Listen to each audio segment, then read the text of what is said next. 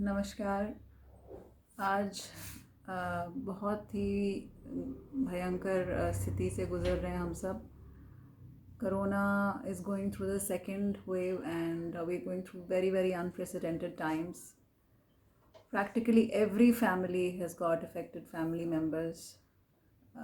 Some have lost their family members. It is just so sad and heart-wrenching. Prayers go out to people who have lost their near and dear ones, and wishing all the others to recover rapidly. And all those who are doing well, please continue taking care of yourselves. The agenda of making this video is to impart a few points of knowledge to you. There's a lot of panic, a lot of fear amongst families. A lot of my own patients keep calling and inquiring about how to handle illnesses in their family. So just to make things a little clear for all of you, if this can help.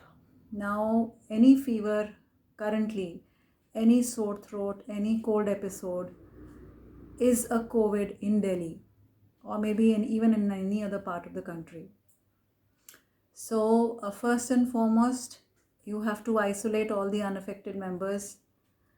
आपके घर में अगर जितना हो सके एक दूसरे से दूरी बना के रखना है, सब मास्क पहन लें। साथ ही we have to make sure that the affected person, उनका टेम्परेचर नापा जाए समय समय पर, कम से कम दिन में 2 से 3 बार अगर ठीक ठाक चल रहा है। SpO2 मॉनिटर का अरेंजमेंट करिए। SpO2 नापना है। SpO2 आपके लंग्स की कैपेसिटी नापता है कि आप ठीक से ऑक्सीजन आपकी बॉडी में जा रहा है, तो ये हमें बताता है कि इलनेस कितनी सिवियर है। इसके अलावा ज़रूरी है कि आप अच्छा खाएं, अपने आप को हाइड्रेटेड रखें। बेसिक फीवर के कंट्रोल के लिए कोई भी Crocin, paracetamol, Dolo 650, Meftal fort, ये कुछ बेसिक दवाइयाँ हैं। विटामिन C ज़रूर खाइए सुबह शाम। जिंक प्रेपरेशन की एक मल्टीविटामिन लीजिए। इसके अलावा डीप ब्रीदिंग करिए। जो लोग अफेक्टेड हैं वो तो definitely prone deep breathing exercises करें, यानी कि अपने पेट के बल लेट करके तकिया लगा के अपने टमी के एरिया में लंबी सांस लें, लंबी सांस छोड़ें। ऐसे करने से ऑक्सीजन सैचुरेशन इम्प्रूव होती है, ये प्रूवन है। ये बहुत से लोगों को हेल्प कर रहा है। और अभी भी इस वेव में भी क्योंकि लोग इतने ज़्यादा अफेक्टेड हैं, तो इसीलिए जो लोग हमें ज़्यादा सिवियर डिजीज़ के साथ हॉस्पिटल्स पहुंचते हुए दिख रहे हैं वो ज़्यादा हैं। मगर ये नहीं है कि इस बार बीमारी की फेटलिटी ज़्यादा है। तो बीमारी अभी भी उतनी फेटल है, मतलब फेटल यानी उतनी ही ज़्यादा सिवियर केसेस कर रही है या उतनी ही ज़्यादा डेथ कर रही है जितना पिछली बार कर रही थी। पर डेफिनेटली इन्फेक्टिविटी बहुत ज़्यादा है, मतलब एक से दूसरे को फैलने का जो रेट है वो बहुत ज़्यादा है पिछली बार से। तो ये इसीलिए हमें, क्योंकि हम इतने सारे लोग इम्पैक्ट हो रहे हैं, इसीलिए हम में से बहुत लोग हॉस्पिटल भी पहुंच रहे हैं। हमारी सारी रिसोर्सेज जो हैं बिल्कुल डिप्लीट हो रही हैं। वो स्थिति तो बहुत ही गंभीर है, हम सबको पता है। बट उससे बचने के लिए जो मैंने अभी आपको समझाया, ये आप लोग सब करिए। पैनिक बिल्कुल मत करिए। अपने फिजिशियन के साथ टच में रहना बहुत ज़रूरी है।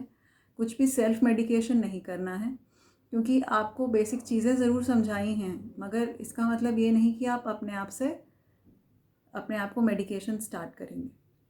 दूसरी चीज़, प्लीज़ होर्डिंग मत करिए किसी सामान की। ये मत सोचिए कि मैं ऑक्सीजन सप्लाई अपने पास अरेंज कर लूँ, मैं दवाइयाँ कर लूँ।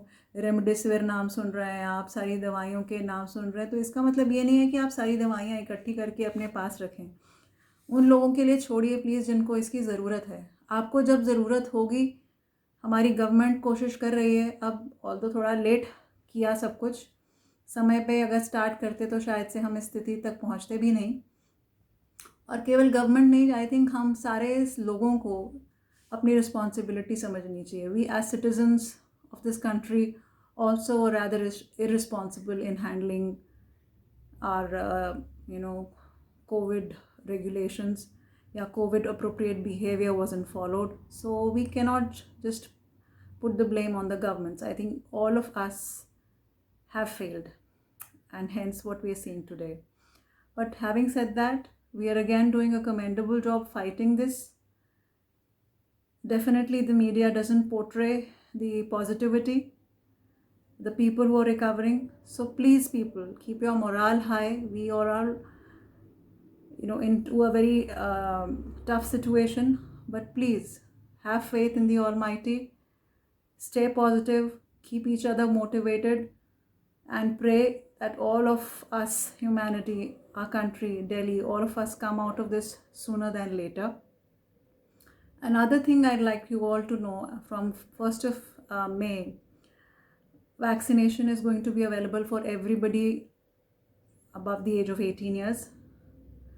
तो इसमें please enroll yourself at the earliest possible, and all of you do get yourself vaccinated, because it is definitely proven now that vaccination prevents not only severe disease, not only reduces mortality यानी death कम करती है, severe disease कम करती है, hospitalization rates कम करती है. तो please अपनी vaccine ज़रूर लीजिए, और जो भी 18 साल से ऊपर है अपना नाम रजिस्टर करिए, और नियरेस्ट जगह पे जाके जो भी वैक्सीन अवेलेबल है, कोवैक्सीन हो, कोविशील्ड हो, दोनों बराबर का ही प्रोटेक्शन देती हैं.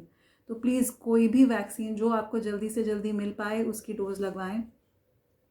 और कोवैक्सीन में तो 4 हफ्ते बाद ही आप दूसरी डोज़ लगवा सकते हैं. कोविशील्ड में भी आप 4 हफ्ते बाद लगवा सकते हैं, 4 से 6 हफ्ते बाद. तो अब तो आप जल्दी से जल्दी लगवाएं सब. डिले करने का कोई मतलब ही नहीं बनता. अपने आसपास अपनी हेल्पर्स, अपनी फैमिली मेम्बर्स, सबको लगवाइए. और एक और फैलेसी दूर करना चाहूँगी कि लड़कियां जो मेंस्ट्रुएशन जिनका चल रहा है वो वैक्सीनेशन ना लें. तो ये बिल्कुल गलत है. आप कभी भी अपने मंथ के किसी भी दिन पर जा कर के वैक्सीन ले सकती हैं. जो विमेन इनफर्टिलिटी के ट्रीटमेंट कंसिडर कर रही हैं, अभी जिनका स्टार्ट नहीं हुआ, तो प्लीज़ आप भी जल्दी से जल्दी जा कर के अपनी 2 डोजेस ख़त्म करिए. सेकेंड डोज़ ख़त्म होने के 15 डेज़ के अंदर आप अपना फर्टिलिटी साइकिल स्टार्ट कर सकते हैं. But definitely as of now the ministry of family and family welfare की तरफ से अभी हमें ब्रेस्ट फीडिंग और प्रेग्नेंट वुमेन के लिए कोई गाइडलाइंस अभी नहीं आई हैं. अभी तक प्रेग्नेंट वुमेन और लैक्टेटिंग वुमेन में वैक्सीनेशन अभी नॉट अलाउड है. सो ये बहुत क्लियर होना चाहिए सबको. So again wishing that you all stay safe. God bless.